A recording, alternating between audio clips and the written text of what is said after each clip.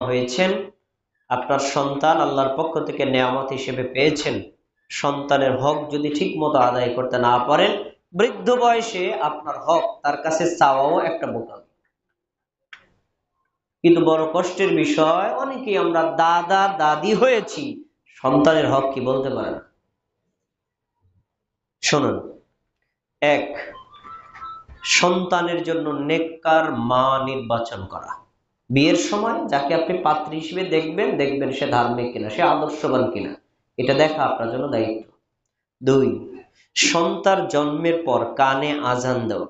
তিন, সন্তান জন্মের পর সন্তানকে তাহনীক করা। চার, সন্তানকে দুধ পান করানো। পাঁচ, সন্তানের জন্য সুন্দর একটি নাম রাখা। ছয়, সন্তানের জন্য আকিকা করা। সাত, সপ্তম দিনে মাথা মুন্ডন করা এবং সেই চুলের পরিমাণে রূপা সাদাকা করা। আট, যদি ছেলে সন্তান হয় তাকে খাতনা করা। নয়, সন্তানের জন্য প্রয়োজন অনুপাতে অর্থ ব্যয় করা। 10, সন্তানদের মধ্যে ন্যায় বিচার করা। 11, সন্তানদেরকে আদব শিক্ষা দেওয়া, ভদ্রতা, চরিত্র গঠন, সুন্দর ব্যবহার এবং বিনয়ী হওয়া ইত্যাদি বিষয়। 12, সন্তানকে ইসলামের মৌলিক জ্ঞান দেওয়া, মানে ইলমে দ্বীন শিক্ষা দেওয়া। তারপরে হলো 13, সন্তানের জন্য দোয়া করা। 14, সন্তান প্রাপ্তবয়স্ক হলে সন্তানকে বিয়ে দেওয়া। 14টি আপনার সামনে আমি এক নজরে পেশ করলাম। কখনো সুযোগ হলে ধারাবাহিকভাবে সবগুলো বলা হবে, আমি এখান থেকে বাছাই করার মৌলিক কয়েকটা বলবো। আচ্ছা, সবগুলো হকেই সন্তানের জন্য খুব জরুরি। আমি মৌলিক অমৌলিক ভাগ করার কারণ হলো, কিছু হক আছে যেগুলো নিজে বাবা মা যদি আদায় না করে, তাহলে প্রতিনিধিত্বমূলক ভাবে অন্য কাউকে দিয়ে করানো যায়। আমি এরকম কয়েকটা বলি। যেমন মনে করুন, আপনার সন্তানের এখানে যে অধিকারগুলো দেওয়া আছে, তার ভিতরে অনেকগুলো অধিকার আছে আপনার নিজে না করলেও অন্য কাউ করতে পারে। ধরেন তাহনিক করা, আপনি করলেন না, কাউকে দিয়ে করলেন, হয়ে গেল। তারপরে সন্তানের জন্য নাম রাখা, নিজে রাখলেন না, কাউকে দিয়ে রাখাইলেন, হয়ে গেল। তারপরে সন্তান আরো যেগুলো আছে, যেমন সন্তানের জন্য আকিকা করা, আপনি নাই নিজে উপস্থিত, একজনকে দিয়ে করালেন, হয়ে গেল। কিন্তু সন্তানের কিছু অধিকার আছে যা আপনাকে নিজেরই করতে হবে। এগুলো প্রতিনিধিত্বমূলক ভাবে সাধারণত হয় না। এ দায়িত্ব একেবারে স্বয়ং আপনার। আপনি বাবা আপনার, আপনি মা আপনার, আপনাকেই করতে হবে। সেই মৌলিক হকগুলো কি? 1 নম্বর হলো সন্তানকে ভদ্রতা শিক্ষা দেওয়া, আদব কায়দা শিক্ষা দেওয়া, শিষ্টাচার শিক্ষা দেওয়া, নম্র হওয়া, তাদেরকে উত্তম ব্যবহার শিক্ষা দেওয়া, বড়দেরকে শ্রদ্ধা করা, ছোটদেরকে স্নেহ করা, মানুষকে সম্মান করা, কখনো গৌরব অহংকার না করা। এই যে ভদ্রতা, এগুলো শিক্ষা দেওয়ার দায়িত্ব অন্য কারো না, বাবা আপনার, মা আপনার। 2 নম্বর হলো সন্তানকে, আপনি যেহেতু মুসলিম, তাহলে আপনার সন্তানকেও মুসলিম বানানো, মানে তাদেরকে ইসলামের যে বেসিক জ্ঞান, এটা দেওয়া আপনার উপর ফরজ। এটা যদি আপনি কম করেন, সন্তান জাহান্নামী হলে সাথে সাথে আপনাকেও জাহান্নামীকে নিক্ষেপ করা হবে। আর আপনার প্রচেষ্টার উপর যদি সে ডিসপ্লেস হয়ে যায়, আপনি আল্লাহর পক্ষ থেকে ক্ষমা পেয়ে যান। কিন্তু আপনার দায়িত্বই যদি অবহেলা করেন, আপনাকে সন্তানের কারণেও জাহান্নামে যাওয়া লাগবে। এই জ্ঞান প্রত্যেক বাবা মার উচিত সন্তানকে দেওয়া। 3 নম্বর, শিরোনামগুলো বলছি, পরে বিস্তারিত হবে। 3 নম্বর হলো সন্তানের জন্য দোয়া করা, মোস্ট ইম্পর্টেন্ট বিষয়। আমাদের সমাজে একটা খুব ট্র্যাডিশন পাওয়া যায়, মানুষ তার বাবা তার মা মারা গেলে আমরা বলি, এই তোর বাবা মার জন্য দোয়া কর, কান্দাকাটি করিস না, মারা তো যাবেই, ধৈর্য ধারণ কর, বাবা মার জন্য দোয়া কর। আমি এই কথাটা কিন্তু অ্যাভেলেবল বলি, তাই না? এটারে ঘোরান। শুধু সন্তানে বাবা মার জন্য মারা গেলে দোয়া করবে, এইটার উপরে বসে থাকা উচিত নয়। বাবা মার যে সন্তানের জন্য দোয়া করতে হয়, এটা আমাদের সমাজে অনেকে জানেও, পরেও না। প্রত্যেক বাবা মায়ের উচিত সন্তানের জন্য দোয়া করা। আপনি আপনার সন্তানের জন্য শত আদর্শবান করার চেষ্টা করার পরেও যদি আল্লাহ কবুল না করে, সন্তান আদর্শবান হবে না। আর আল্লাহর থেকে কবুল করিয়ে আনাতে হলে আল্লাহর কাছে দোয়া করতে হবে। কোরআনে আল্লাহ তাআলা আম্বিয়া ইকরামের দৃষ্টান্ত পেশ করেছেন, তারা তাদের নিজেদের সন্তানকে আদর্শবান করার জন্য আল্লাহর কাছে দোয়া করেছেন। এই তিনটি হক অন্য কাউকে দিয়ে করালে হবে না, এ দায়িত্ব আপনার। আসুন এবার আপনার সামনে দলিল পেশ করি। সন্তানকে আদব কায়দা, ভদ্রতা, শিষ্টাচার এগুলো শিক্ষা দেওয়ার দায়িত্ব আপনার। তার প্রথম উদাহরণ সূরা লোকমান। কোরআনে 114টা সূরার মধ্যে একটা সূরার নাম হলো সূরা লোকমান। একজন নেককার ব্যক্তির নামে আল্লাহ সূরার নাম করেছেন। এই লোকমান আলাইহিস সালাতু ওয়াস সালাম তার নিজের সন্তানকে নিজেই ভদ্রতা শিক্ষা দিয়েছেন, নিজেই আদব কায়দা শিক্ষা দিয়েছেন। যেই ভাষায়, যেই শব্দে, যে বাক্যে শিক্ষা দিয়েছেন, হুবহু শব্দগুলো আল্লাহ আমাদের কাছে নবীর মাধ্যমে জানাই দিয়েছেন। জানানোর কারণ কি? আমাদেরকে গল্প শিক্ষা দাও না, জানানোর কারণ লোকমান যেভাবে তার সন্তানকে পদে পদে, কর্মে কর্মে, কথায় কথায় আদর্শ শিক্ষা দিয়েছেন, তুমি বাবা তোমার দায়িত্ব তোমার সন্তানকে পদে পদে, কর্মে কর্মে আদর্শ শিক্ষা দেওয়া। তুমি মা তোমার দায়িত্ব পদে পদে, কর্মে কর্মে তোমার সন্তানকে আদর্শবান শিক্ষা দেওয়া। এই জন্যই আল্লাহ এটা দিয়েছে। দেখেন সূরা লোকমান 13 থেকে 19 নম্বর আয়াত আল্লাহ বলছেন, ইয়া বুনাইয়া লা তুশরিক বিল্লাহ। সন্তানকে উপদেশ দিতে গিয়ে লোকমান আলাইহিস সালাম তার সন্তানকে ডাকছেন ইয়া বুনাইয়া, হে আমার আদরের সন্তান। বুনাইয়া মানে ছোট সন্তান। ছোট সন্তানকে মানুষ কি আদর করে ডাকে না? আল্লাহ ওই ভাষাটাই ব্যবহার করছে। হে আমার বৎস, হে আমার আদরের সন্তান, এভাবে ডেকেছেন। ডেকে কি বলছেন? লা তুশরিক বিল্লাহ, আল্লাহর সাথে কাউকে শরীক করবা না। তাহলে সন্তানকে শিরিক থেকে মুক্ত থাকার উপদেশ দেওয়ার প্রথম দায়িত্ব বাবার। কোরআন তার দলিল। যদি কোনো পিতা নিজের চোখে তার সন্তানকে শিরকের সাথে সম্পৃক্ত দেখে, মানা না করে, তাহলে শিরকের কারণে সন্তান যদি জাহান্নামী হয়, বাবাও জাহান্নামী হবে। কারণ বাবা তার দায়িত্ব পালন করে নাই, যে দায়িত্ব আল্লাহ কোরআনে শিক্ষা দিয়েছেন। প্রত্যেক বাবা মায়ের উচিত তার সন্তানকে শিরিক থেকে মুক্ত থাকা। কবর পূজা, মাজার পূজা, পীর পূজা, ব্যক্তি পূজা, দল পূজা, স্থান পূজা, কোন ধরনের পূজা থেকে সন্তানের কোন সম্পৃক্ত রাখা যাবে না। নিজের চোখে দেখলেই সতর্ক করতে হবে। দায়িত্ব হুজুরের না, বাবার। কোরআন তার দলিল। তারপর ইয়া বুনাইয়া ইন্নাহা ইন তাকু মিসকালা হাববাতিন মিন খারদালিন ফাতাকুন ফি সাখরাতিন আও ফিস সামাওয়াতি আও ফিল আরদ ইয়াতি বিহাল্লাহ। হে আমার ছেলে শোনো, তুমি যদি একটা সরিষা দানা আসমানের কোন জায়গায় রাখো, জমিনের কোন জায়গায় রাখো, অথবা পাহাড়ের মধ্যে রাখো, আল্লাহ কিন্তু ওই যে সরিষা দানা ওই পাহাড় থেকে, আসমান থেকে, জমিন থেকে বের করে আনতে পারবে। এ কথা দ্বারা কি বুঝাইছেন তিনি? সন্তান, আল্লাহর চক্ষুকে ফাঁকি দেওয়ার কোন সুযোগ নাই।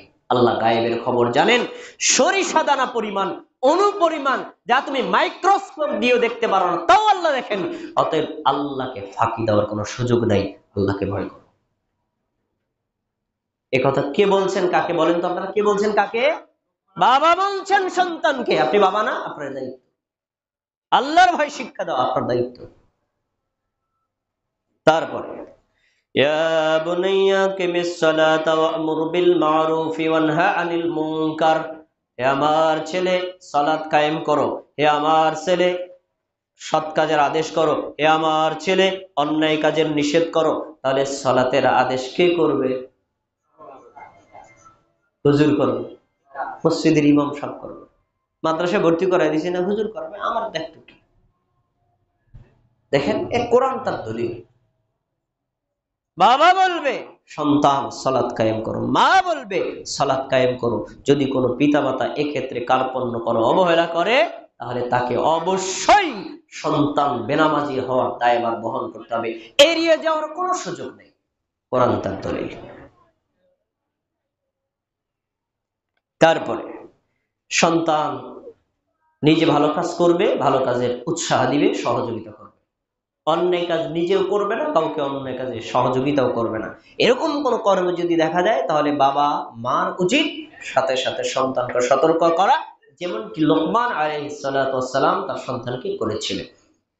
এরপরে ওয়াসবির আলা মা আসাবাকা ইন্না যালিকা মিন আজমিল উমুর, সন্তান ধৈর্য ধারণ করো।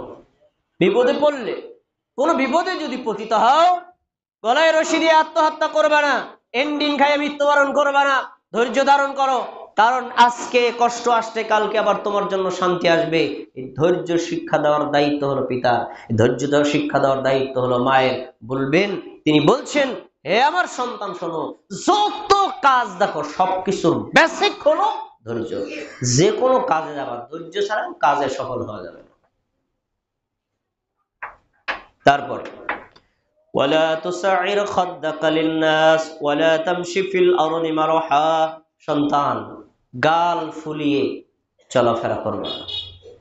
গাল ফুলিয়ে মানে নিজেকে গৌরব প্রকাশ করা, আমি চৌধুরী বংশের সন্তান, আমার বাবা একজন সচিব, এরকম কথা বলে যেন কোনো অহংকার প্রকাশ করে, সাথে সাথে নিষেধ করবো না, এগুলো করা যাবে না।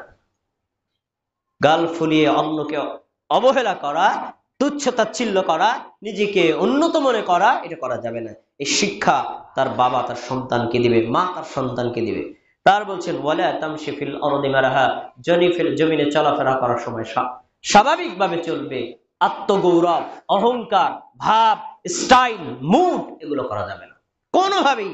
সন্তানের মধ্যে যেন কোনো গৌরবের লক্ষণ দেখা গেলে এটা নিষেধ করবে। এই লক্ষণগুলো কিভাবে বুঝবেন? সন্তান যদি টাকনুর নিচে পোশাক পরে, এটা অহংকারের একটা লক্ষণ। এজন্য সন্তান যদি কোনো পোশাক কেনে, পরার পরে যদি টাকনুর নিচে থাকে, বাবা মায়ের দায়িত্ব সন্তানকে দিয়ে অথবা নিজে, ছেলে হলে অবশ্যই টাকনুর উপরে পোশাক কেটে তারপরে পরাতে হবে, দায়িত্ব বাবা মায়ের, কারণ এটা অহংকারের লক্ষণ। ঠিক এর বিপরীত মেয়ে যদি আবার টাকনু খোলা রাখে, তাকে ঢাকতে বাধ্য করতে হবে, পা ঢেকে রাখা ফরজ। প্রিয় ভাইয়েরা, আল্লাহ রাব্বুল আলামিন এভাবে অনেক কথাই উল্লেখ করেছেন। তার বলছেন ওয়াকসুদ ফি মাশিকা, তুমি মধ্যম গতিতে কথা বলবা, মধ্যম গতিতে চলাফেরা করবা, কোনো কিছুই যেন মানুষের বিরক্তির কারণ না হয়। হাঁটা চলা, কথাবার্তা, কাজে কর্মে মধ্যম গতি অবলম্বন করবা।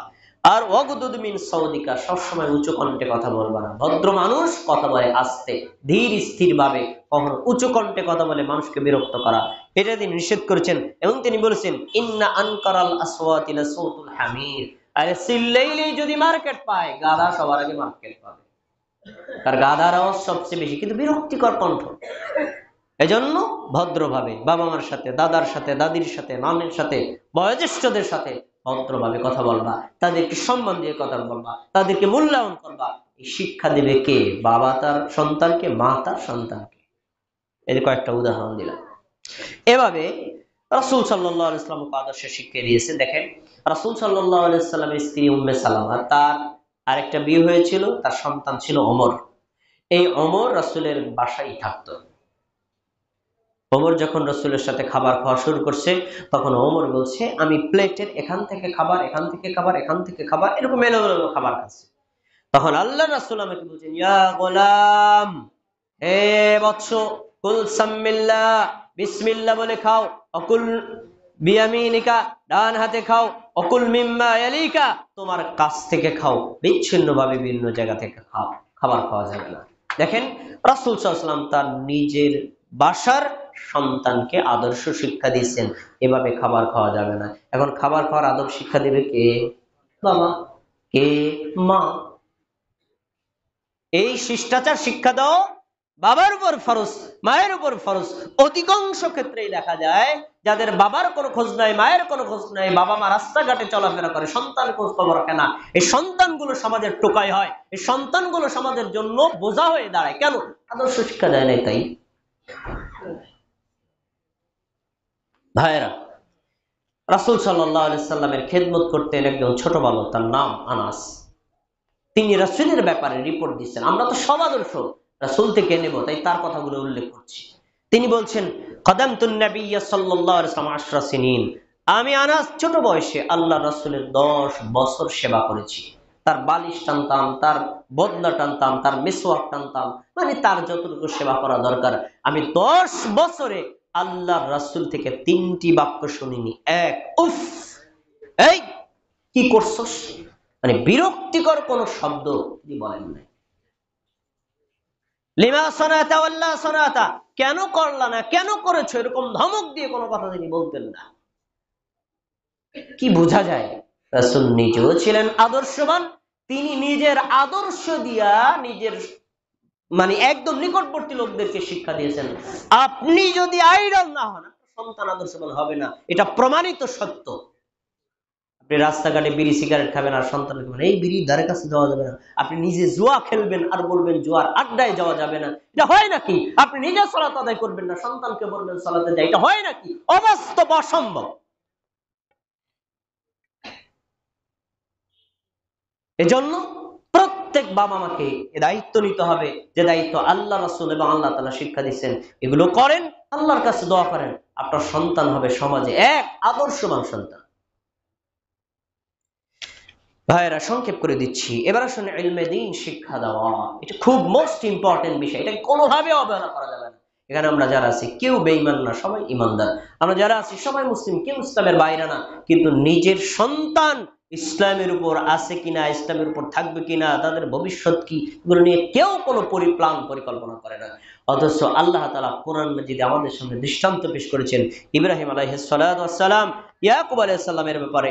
ইয়া বুনাইয়া, ইয়াকুব আলাইহিস সালাম তার বংশধরদেরকে বলতেন, ইব্রাহিম আলাইহিস সালাম তার সন্তানদেরকে বলতেন, হে আমার সন্তান শোনো, ইন্নাল্লাহা আস্তাফা লাকুমুদ্দীন, আল্লাহ তোমাদের জন্য একটা দ্বীন নির্বাচিত করেছেন। দ্বীন মানে জীবন ব্যবস্থা, দ্বীন মানে ধর্ম।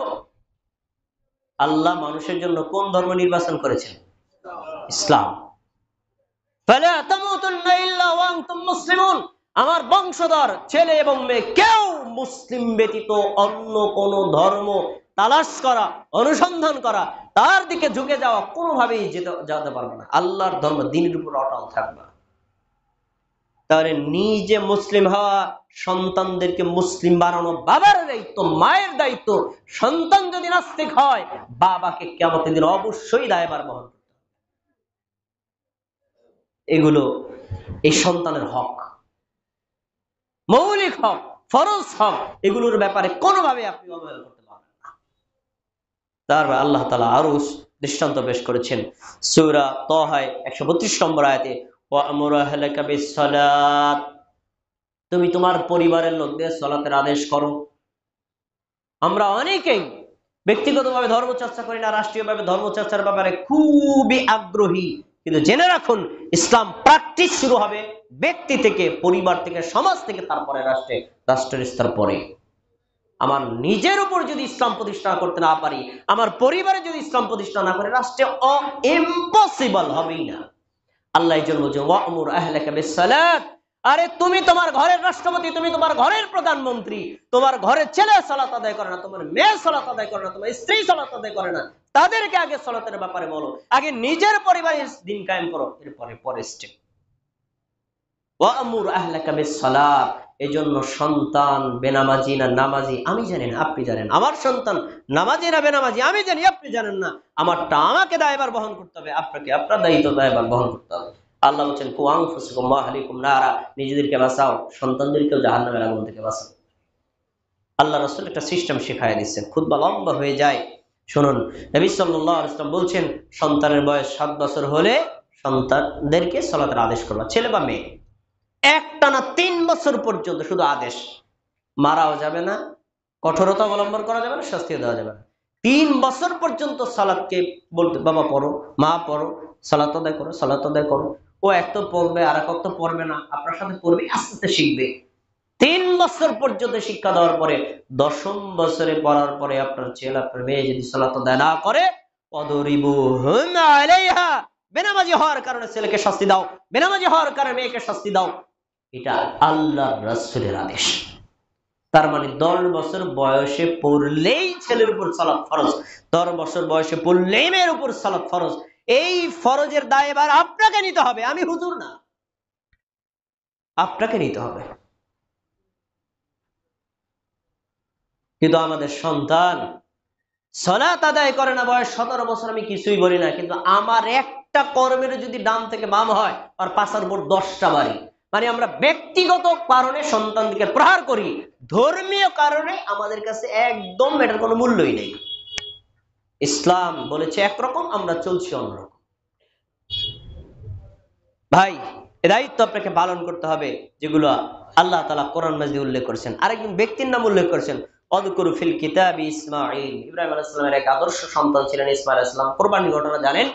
এই ইসমাঈল আলাইহিস সালাম সম্পর্কে আল্লাহ বলেছেন, ইন্নাহু কানা সাদিকাল ওয়াদ। ইসমাঈল আলাইহিস সালাম ছিলেন সত্যবাদী এবং ওয়াদায় তিনি পাক্কা, তিনি যা ওয়াদা করতেন তাই করতেন। তার ব্যাপারে বলছেন, তিনি তার সন্তানকে ওয়া কানা ইয়া'মুরু আহলাহু বিস-সালাত, তিনি একজন আম্বিয়া, তিনি একজন রাসূল, তিনি তার পরিবারের সন্তানদেরকে, ছেলেকে মেয়েকে সালাতের আদেশ করতেন। নবী হয়ে যদি দা করে, আপনি কি করবেন? আপনি নবীর উম্মত, আপনাকে তাই করতে হবে। আপনার সন্তানদেরকে, আপনার স্ত্রীদেরকে সালাতের আদেশ করতে হবে। এটা আল্লাহর দেওয়া কোরআনের নিদর্শন। প্রিয় ভাইরা, এভাবে রাসূলুল্লাহ সাল্লাল্লাহু আলাইহি সাল্লাম তার সাহাবীদেরকে, তার পরিবারের অধীনস্থদেরকে, তার নিকটবর্তী লোকদেরকে এই ধর্মীয় বিষয় শিক্ষা দিয়ে আমাদের সামনে দৃষ্টান্ত পেশ করেছেন। দুইটা উদাহরণ দিয়েছি, দেখুন।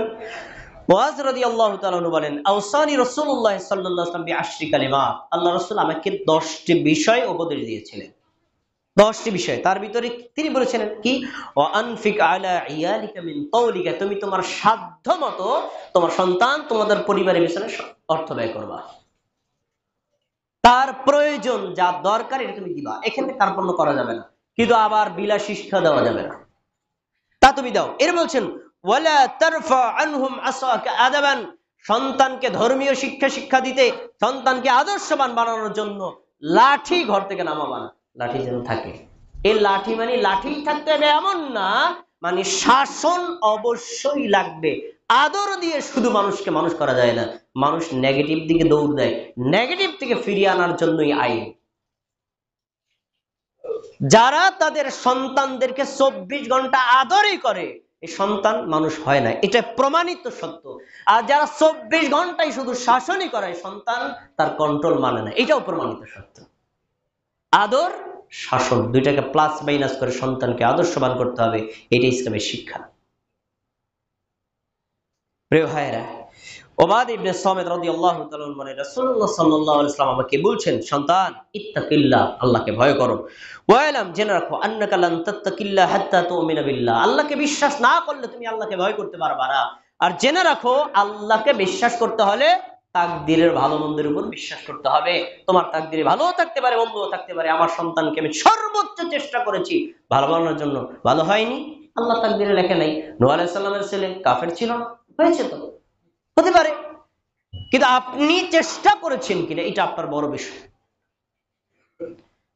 তারপরে আব্দুল্লাহ ইবনে আব্বাস রাদিয়াল্লাহু তাআলা আনহু, রাসূল সাল্লাল্লাহু আলাইহি ওয়াসাল্লামের চাচাতো ভাই, কিন্তু চাচাতো ভাই হলেও তিনি ছিলেন ছোট বালক, নিজের সন্তানের মতো তিনি দেখতেন।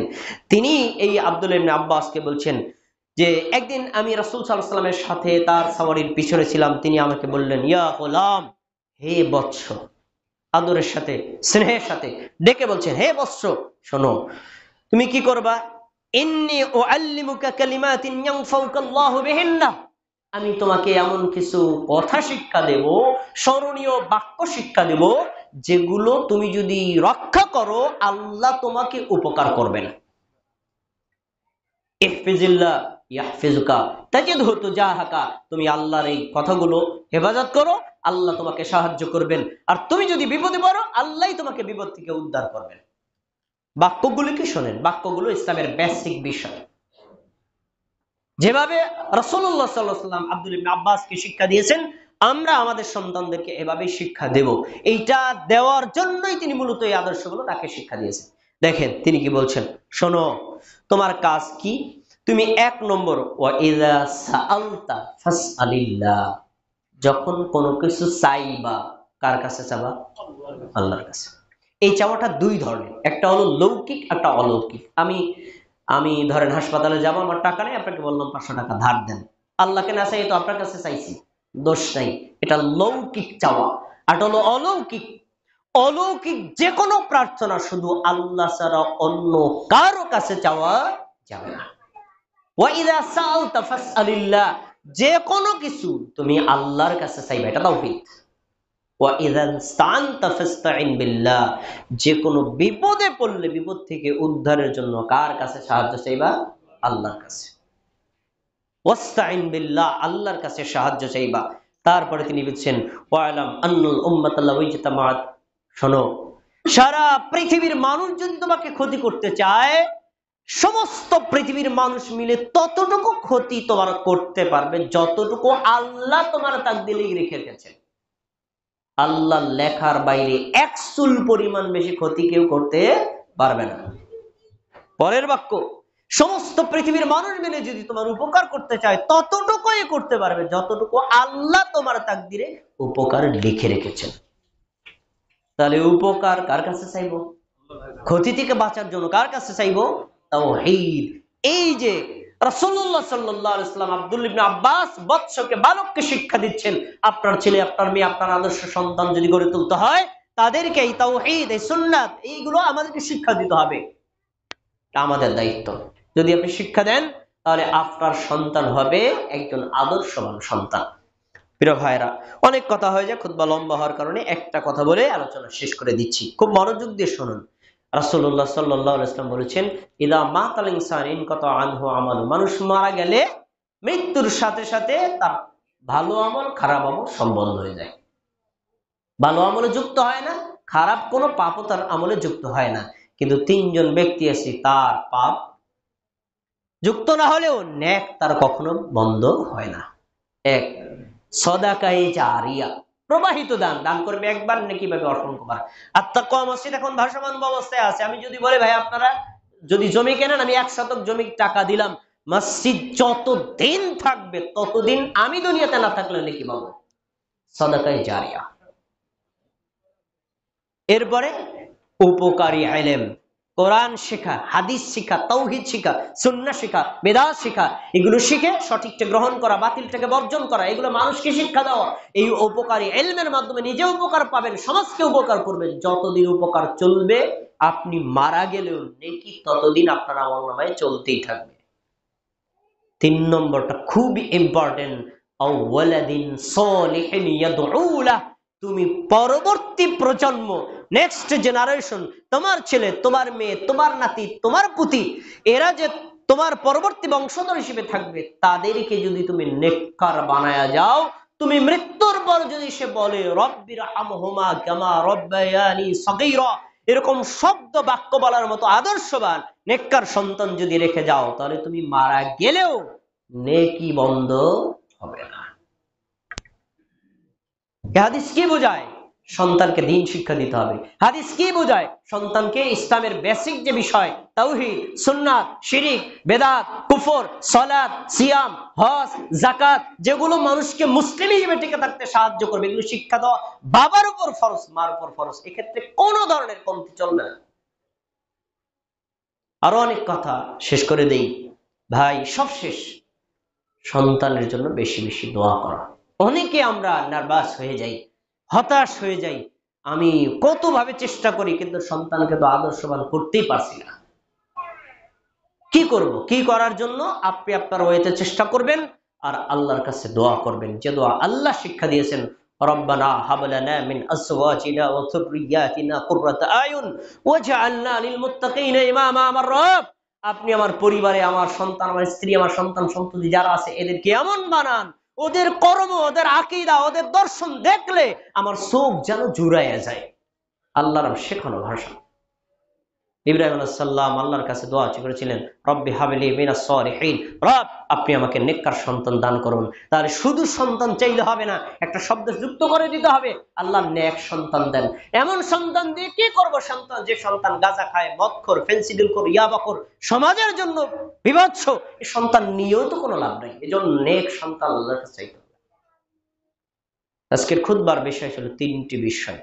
আপনারা যারা বাবা মা সতর্ক হয়ে যান, আপনার সন্তানকে শিষ্টাচার শিক্ষা দিবেন, বড়দেরকে শ্রদ্ধা করা, ছোটদেরকে স্নেহ করা, ভদ্র ভাষায় চলাফেরা করা, বিনয়ী হওয়া, উত্তম ব্যবহার করা, খাবারের আদবগুলো লক্ষ্য করা, মানুষের সাথে ভালো ব্যবহার করা, কারোর সাথে কর্কশ ব্যবহার না করা, এই উত্তম শিষ্টাচার শিক্ষা দেওয়া এটা সন্তানের মৌলিক হক। 2 নম্বর, ইসলামের বেসিক বিষয় আপনাকে শিক্ষা দিতে হবে, এই সেজন্য মুসলিম হিসেবে টিকে থাকতে পারে। 3 নম্বর, তার জন্য দোয়া করা। এই 3টি বিষয়ে আপনারই পালন করতে হবে, অন্য কেউ না। কিন্তু মানুষের জাগতিক জীবন তো পরিবর্তনশীল। আমাদের বাংলাদেশে বহু মানুষ আছে প্রবাসে। এমন আমার পরিচিত লোক আছে, ভাই কোথা থেকে আসছেন? সৌদি আরব থেকে। কতদিন ছিলেন? 22 বছর। 22 বছর সন্তান, মানে বিয়ে করে সন্তান জন্ম দিয়ে চলে গেছে, আসার পর সেই সন্তানের বিয়ে করানো লাগতেছে। আমি কথা বলার উদ্দেশ্য কি, এই যে 22 বছর আপনি সন্তানের বাইরে ছিলেন, আপনি তো সন্তানের হক ঠিক মতো আদায় করেন নাই।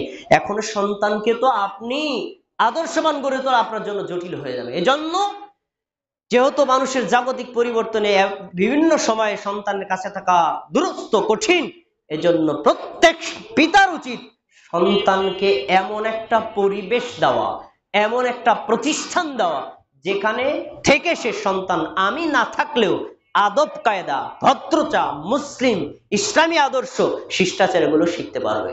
কিন্তু এই ধরনের প্রতিষ্ঠান, এই ধরনের পরিবেশ বাংলাদেশে রেয়ার, মাদারীপুরে আরো রেয়ার। তাই আপনাদের প্রতি একটা শেষ বিনীত অনুরোধ এখানে খুতবা শেষ করছি। আত্তাকওয়া মসজিদ ও ইসলামিক সেন্টার একটা মডেল হিসেবে আপনাদের সামনে মসজিদ প্রতিষ্ঠা করেছে। উদ্দেশ্য কি? আমরা কোনো ব্যক্তি, কোনো দল, কোনো ধর্মীয় নীতি আমরা শিক্ষা দিচ্ছি না। আল্লাহ এবং তার রাসূল, সাহাবায়ে কিরাম যেই ধর্ম যেভাবে পালন করেছেন, শিক্ষা দিয়েছেন, সেভাবেই আমরা শিক্ষা দিচ্ছি। তো এখন আমরা বড়দেরকে খুতবার মাধ্যমে শিক্ষা দিলাম, আমাদের পরবর্তী প্রজন্মের হালাত কি, সেই চিন্তায় আত্তাকওয়া মসজিদ ও ইসলামিক সেন্টার আপনাদের পরবর্তী প্রজন্মের জন্য আত্তাকওয়া ইসলামিক একাডেমি নামে একটা শিক্ষা প্রতিষ্ঠান চালু করেছে। এই 2025 সালের জানুয়ারি থেকে শুরু হয়েছে। আলহামদুলিল্লাহ, আপনাদের সার্বিক সহযোগিতা, অর্থনৈতিক দিক থেকে, বুদ্ধিগত দিক থেকে এবং সন্তান দিয়ে আমরা সর্বোচ্চ সহযোগিতা পেয়েছি। আল্লাহ তাআলা আপনাদের উত্তম পুরস্কার দান করুন। প্রথম বছরে 70+ স্টুডেন্ট। আর আলহামদুলিল্লাহ, ভুল তো আছে, আমরা জানি, আমাদের কর্মের ভুল, পরিকল্পনার ভুল, আমাদের শিক্ষার ভুল, আমরা নিত্য নতুন শিখছি এবং এগুলো ওভারকাম করার চেষ্টা করছি। কিন্তু আলহামদুলিল্লাহ, অত্র মাদারীপুর জেলার যতগুলো শিক্ষা প্রতিষ্ঠান আছে, ধর্মীয় দিক থেকে আমরা একদম পিওরলি শিক্ষা দেওয়ার চেষ্টা করি। আপনি আবার চিন্তিত হবেন, আপনারা মাদ্রাসা বানাইছেন, সন্তান তো বিসিএস ক্যাডার বানাবো, করবো কি? আমরা ডুয়েল সিস্টেম করেছি। ডুয়েলটা কি জানেন? সবাই যে আলেম হবে এমন না, আবার সবাই যে জেনারেল হবে তেমন না। আপনার নিয়তের উপর ভিত্তি করে সন্তান পরিচালনা করবেন। তো আমরা একদম শিশু শ্রেণী থেকে 5ম শ্রেণী পর্যন্ত, মানে আপনার জেনারেল যে মাদ্রাসা বা স্কুলের যে বোর্ড, বাংলা, ইংরেজি, গণিত, বিজ্ঞান হুবহু তাই রাখছি, যাতে আপনার সন্তান এক্ষেত্রে পিছিয়ে না থাকে। আর ইসলামের যে বিশুদ্ধ শিক্ষা, দিনিয়াত, কোরআন, হাদিস এবং ইসলামী আকীদা, পিওর যে আকীদা, এটা যেন এখান থেকে শিক্ষা পায়। জন্য ইসলামের ধর্মীয় মানে মাদ্রাসার যে সিলেবাস, এটাও ঠিক রাখছি। তাতে কি হয়, আপনার সন্তানকে এখানে দেওয়ার পরে আপনার টেনশন ফিল করার দরকার নাই। 5ম শ্রেণী পর্যন্ত ধর্মীয় কিছু শিখলো আর জেনারেলটাও শিখলো। 6ষ্ঠ শ্রেণীতে গিয়ে যদি আপনি মনে করেন আপনার সন্তানকে আপনি জেনারেলে পড়াবেন, স্কুলে দিবেন ফিট, মাদ্রাসায় দিবেন ফিট। আমরা অনেক সময় দেখা যায় মাদ্রাসায় দিলে জেনারেল শিক্ষা পাই না, জেনারেলে ধর্ম তো পাওয়াই যায় না, একটা টেনশন। তো আপনাদের প্রতি একটা বিনীত অনুরোধ রইল, এই একাডেমি যেহেতু কর্তৃপক্ষ কমিটির সদস্যরা এই পরিকল্পনা নিয়ে প্রতিষ্ঠানটা করেছে, আপনাদের সার্বিক সহযোগিতাই, স্পেশালি সন্তান দিয়ে আপনারা সহযোগিতা করবেন তো ইনশাআল্লাহ। এই ডিসেম্বর মাসের 1 তারিখে ভর্তি চলছে এবং জানুয়ারি পুরো মাস পর্যন্ত ভর্তি চলবে। আপনাদের যাদের নিজের সন্তান আছে, আত্মীয় স্বজনদের সন্তান আছে, তাদেরকে একটু রেফার করেন, তাদেরকে একটু অনুরোধ করেন যে দেখেন আপনার সন্তান নেই, তাদেরকে দিয়ে যদি তারাও ইসলামের মানে পিওর শিক্ষাটা পায়, ও যতদিন পর্যন্ত এই শিক্ষা নিয়ে আমল করবে, মানুষকে শিক্ষা দেবে, আপনিও রেফার করার কারণে ইনশাআল্লাহ সেই নেকির ভাগীদার হতে পারেন। আল্লাহ রাব্বুল আলামিন আমাদের সবারকে এই আত্তাকওয়া মসজিদ এবং আত্তাকওয়া একাডেমি দুইটাকে আল্লাহ কবুল করুক। এটার মাধ্যমে আমাদের সন্তান যে আদর্শবান সন্তান আমরা গড়ে তুলতে পারি, সেই তৌফিক আল্লাহ আমাদেরকে দান করুন। আর আজকের খুতবায় আমরা সন্তানদের বেসিক যে হকগুলো সম্পর্কে আলোচনা করেছি, আল্লাহ রাব্বুল আলামিন আমাদের সন্তানদেরকে সেই বেসিক হক আদায় করার তৌফিক দান করুন। সন্তানরা যেন এমন আদর্শবান সন্তান হয়, তাদের আকীদা, তাদের কর্ম, তাদের দর্শন দেখলে আমাদের চক্ষু যেন জুড়ায় দেয়। আল্লাহ আপনি কবুল করুন, আমিন।